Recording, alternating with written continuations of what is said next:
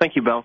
Our next question, we actually had a few different people ask about this. For Kenya and South Africa, what would you say could be done to speed up the auction process in both of those countries? Really across Africa, for that matter. Well,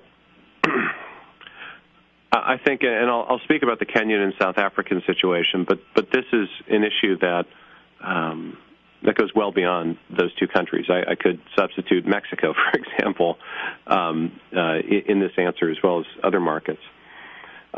So with respect to both the 3.5 and 2.6 bands, we've seen kind of a flurry of ministerial directives, issued, then withdrawn. There have been rumors of legal challenge.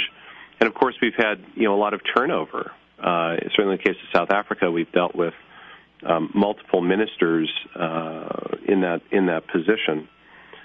And, of course, that's the minister. Then you have the regulator, ICASA.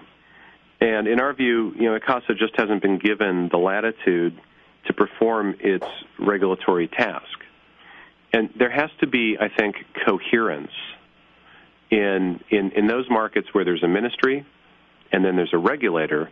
There has to be very clear coherence from a legal perspective, very clear, signals to the industry of who performs which task. That has not happened in either Kenya or South Africa. So it really has to do with almost institution building in both markets. And there has to be a bright line. This is what the ministry does, and this is what ICASA does. And there also has to be some degree of stability on the political side from the ministry. It just is not helpful when you have constant turnover of the Minister of Communications, because obviously with that turnover you can't have a coherent policy.